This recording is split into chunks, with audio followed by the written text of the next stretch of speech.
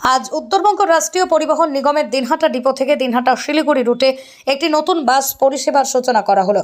বৃহস্পতিবার বিকেল নাগাদ এনবিএসটিসি ডিপোতে একটি অনুষ্ঠানের মধ্য দিয়ে নতুন বাসের সূচনা করেন এনবিএসটিসি চেয়ারম্যান পার্থপ্রতিম রায়। উপস্থিত ছাড়াও কোচবিহার জেলা পরিষদের কর্মাধ্যক্ষ নূর আলম হোসেন, কোচবিহার জেলা পরিষদের সদস্য শ্রাবণী ঝা, দিনহাটা এক পঞ্চায়েত সমিতির সভাপতি তপতি রায় সহ আরও অন্যান্য আধিকারিকরা। জানা গেছে আগামী দিনে দিনহাটা থেকে কলকাতা পর্যন্ত চালানোর পরিকল্পনা নেওয়া হয়েছে। এদিন উদ্বোধনের পর ওই নতুন বাসে চেপে দিনহাটা শহর পরিক্রমা করেন উপস্থিত অতিথিবর্গ।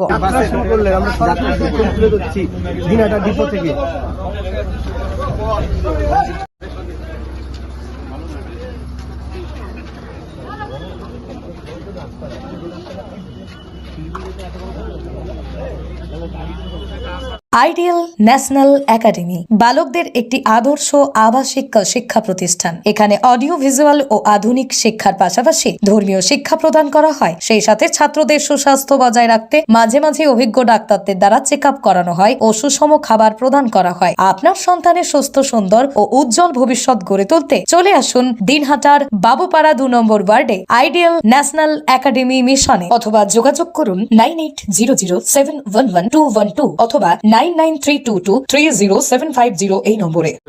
আপনারা জানেন যে মাননীয় মুখ্যমন্ত্রী মমতা বন্দ্যোপাধ্যায়ের উদ্যোগে আমরা উত্তরবঙ্গ রাষ্ট্রীয় পরিবহন নিগম 31টি নতুন বাস পেয়েছি।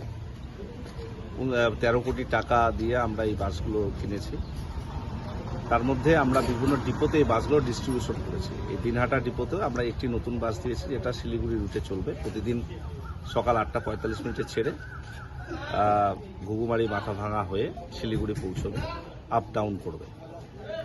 তো আমরা নতুন বাস এই কারণেই দিলাম যে শিলিগুড়িতে এখানকার মানুষের যাতায়াত রয়েছে, তারা যাতে কমফোর্টলি জার্নি করতে পারে সেই বিষয়টা আমরা প্রায়োরিটি দিচ্ছি। আর এই গাড়িটি অত্যাধুনিক ফিচার্স সমন্বিত।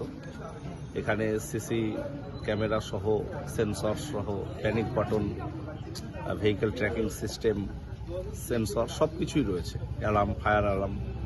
তো স্বাভাবিকভাবে যাত্রীরা অনেক স্বাচ্ছন্দ্য এবং নিরাপদ বোধ করবে। আমরা আরও বেশ কিছু গাড়ি আগামী দিনে কিনতে চলেছি, 12টি নতুন বাস, তার মধ্যে 7টি রকেট, 5টি এসি বাস। আমরা একটি রকেট দিনহাটা থেকেও চালাবো।